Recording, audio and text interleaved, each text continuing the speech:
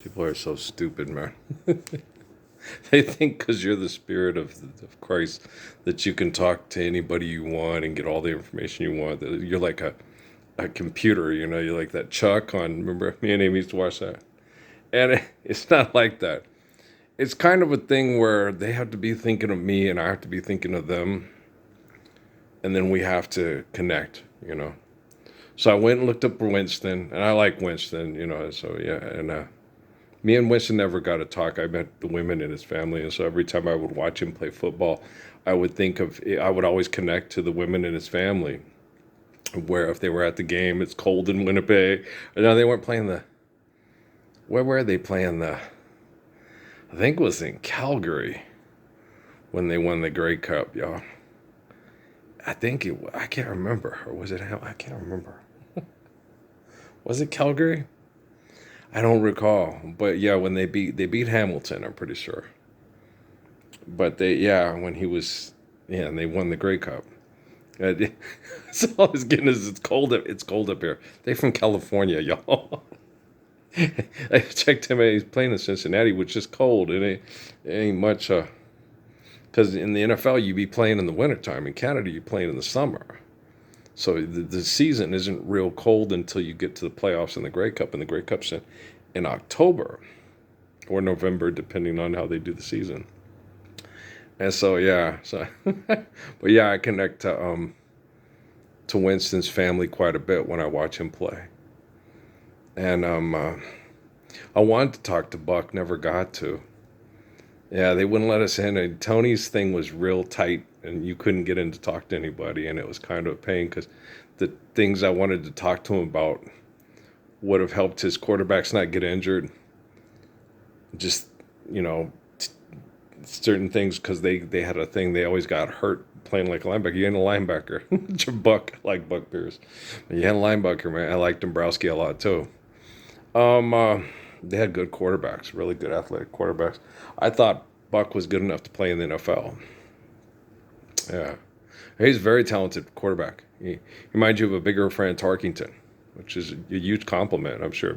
To Buck Pierce was just there and say, wow, thanks. Because he did a good job. He did a good job in the CFL and stuff. So I've been watching Buck. He's coaching the up at the Lions now, And then I'm watching Calgary again because Vern Adams went to Calgary, and they're doing really well since they got Vernon, and that's really helped them. And Edmonton went and put a lot of money into their defense, but and I like the Trey Four kid. I like him a lot, and I like the Rankin. I like Edmonton's team. It's just they something's not clicking right. I don't know what the deal is, but I watched the CFL. And then I went to go see Alvin. They said he was playing at Baltimore. I don't know if that was recently. And then I also looked up Roy. And I did meet Roy. I really like Roy. He's from Phoenix. He's about 5'11". He's my height. He's a defensive tackle. And so a lot of people didn't recruit him because of his size. And I was like, well, that was stupid. No, defensive tackles, a lot of times when you get a defensive tackle and they're not as big, they become problematic and run and rushing because you can't sometimes see them coming because most offensive linemen are about 6'5", 6'6". And so once he gets under the pads, they're very problematic. Kennedy, what was the kid's name? Kennedy? Was it Brandon? Anybody remember Brandon Kennedy? Really, really good defensive tackle. North Texas. I don't know where he played in the pros. I'm sure he had to have because he was he wreaked havoc on the Aggies. He was tough.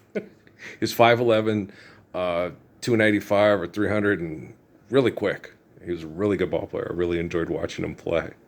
He'd get under the pads, and he was a problem. He was a problem. Kidding. Cole and Subia, yeah, he was a problem. He was a problem. Yeah. And Cole and Subia were big boys. Okay. And Brandon was smaller than them, but he could get under your pads, and he was a problem. And he was quick, and he could move you. And he was a good ball player. It's a lot of fun. So, Aubrey Durisme, yeah, I remember Aubrey. And I talked to Chris, and I got to talk to Chris later, and I wanted to talk to Chris. And it was funny, we sat and talked about it after he went to Western. I was like, well, that was good, and it ended up being a good decision for him. I talked to a kid at Tresco when I was working there to talk to Chris. And the guy talked to him. We talked, at a homecoming game. And he's, yeah, we sat and talked for about a half an hour. And I really appreciated it. And Chris was really, he was a good kid. And Coach Brandon Mason and stuff. So I got to meet a lot of nice kids that, that believe in the Lord. And the dynamic of the relativity is tribal, so it's hard for them to understand. But we had good conversations. They were very respectful and very good and stuff. And so I met a lot of kids. Yeah. And Coach Robinson was like, yeah, the kids. Yeah, I remember a lot of the kids. Yeah. And Brandon Fuller. Yeah. And Jacob Nwanga. And Javon Ferguson. Just adore. I got the poster up on the wall up there with Javon. Yeah. Very fond of Javon. And Matt's, I didn't think to check up and see what Matt is doing right now. He's just a good kid. He's just a good human being. He's just a good person. Fred's son. Very talented football player. I know that Doug just loved him. Loved having him. He's one. I used to watch him on the plays, and he would take the edge, and then Javon would make the tackles, and the other kid from he was a good ball player. He went to Arizona. What was his name? I can't remember. Darn it. Good ball player though. He went to U of A. Well, because the money thing started happening, and guys started moving, and it was harder to afford them and keep them. And it's not so much that. A lot of these kids come from poorer conditions, and like Eldridge and Castor said, it made me cry because I thought I could have bought my mom a house in college. And so when these kids go from New Mexico State to Texas Tech, it's not because they're being greedy. It's because you guys are not living the Lord's Prayer. And they have family and friends that they want to get off the freeway. Okay? So you guys say, well, Spearman, she's doing that because she's getting greedy. No, she's got family and friends in El Paso that she might need to get off the freeway. Did you ever think about that? The same with the little, what's her name? The little pitcher for Texas Tech and stuff. And so, it's, we're not doing right. We're not Gospel of Paul Davis in it. No one's recognizing the Messiah. And people are afraid to. And I understand that. We could run you over in the parking lot of Best Buy if you never existed. We can program people like we're programming video. We can't get them to do anything they don't want to do. And we're still in that, we're still in this dynamic. Even though I'm the living body of Christ, it's in umpteen documents. I proved it beyond any reasonable doubts. If anybody has any doubts, they're just not reasonable. And they need more money for more technology to make sure that they keep us all safe and keep all our money safe with their technology. It's like, oh, that's just batshit crazy. You think? And so, yeah, but thanks, Craig. Thanks for connecting all this stuff and everything. No, Barack Obama's not playing me. Jennifer Lopez isn't playing me. Alex Rodriguez, no one has ever played me. Okay? I'm the Messiah. My name is Ralph Earl Parsons Jr. The details of my life are outlined in the book of Revelation. My name is Ralph, Wolf Clan leader. My dad is the first, it's Raphael. He's the first archangel of the apocalypse. They call me Lord. Lay preacher, second coming of my father. The dynamics and the application of language and all kinds of different things repeat who I am over and over again. And we're named who we are for a reason. And the thing about it is wow. Yeah, I remember Mom told me that too. I was like, my name is Ralph Earl Parsons Jr. So stuff. And Mom had told me in prayer, if it's a conspiracy, your mom and your grandma were in on it together. It just might be possible there. If they wanted to live the Lord's Prayer about enough. It'd be like it's the conspiracy to get Mary Kate Danaher married to Sean Thornton there. I sat and watched the end of that goofy John Wayne movie. It was actually kind of charming. It's very Irish and very just... They're going to beat the hell out of each other, aren't they? There they go again. Almost every John Wayne... McClan talks that way. Almost every John Wayne movie turns into this frolic and this romp and this macho bullshit that's not necessary, but it has to happen, and then they turn it into something that's comical, and it's not. Okay. No, when two people fight like that, Alan Gibson told me that. He said he got scared when he lived in Scotland because he said, I watched the kids in the playground, and they don't fight. They try to kill each other. And that's why I'd have my grandpa, he'd come up the things. That old man would come back from the pub. He'd be drunk. And I said, Grandpa, you're going to get me down to go to get, is that drunk man it was cold as hell, and he'd put me up on his shoulders, and he'd take me down to the video shop and get me all the Bruce Lee movies that he could find me. I was like, oh, that's darling of him, because he wanted the boy to be able to think of ways he could protect himself.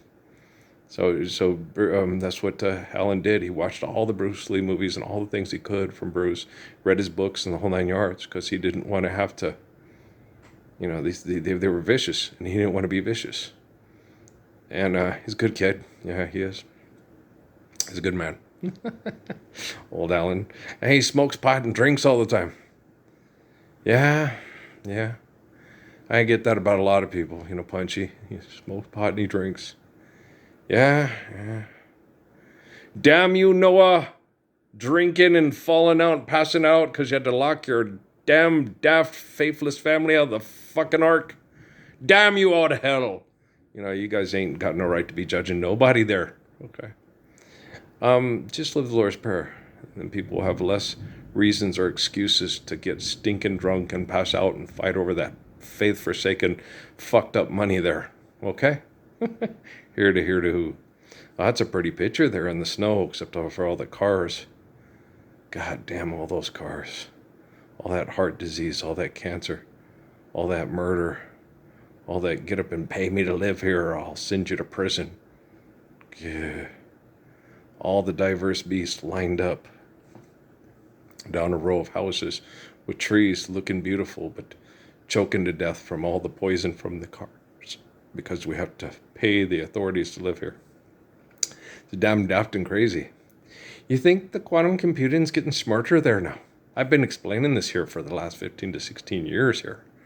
And it's not like Krishnamurti and Suzuki and Selassie and Sun Yat-sen didn't, speak similarly before me there. Okay, well, they were in the time when we was building the cars there. The other thing is just people sitting there thinking that wish it all was a dream. Tell me, it's just a dream, somebody please tell me. Right? When Daniel saw it, he cried like a baby. He was as strong as I am. And he cried like a baby. Because of all the mass murder, the disease, and the torture people have to endure before we're living the Lord's Prayer worldwide there. Islam, it's not a bad thing when you understand that corporations that mass murder over money aren't Islam.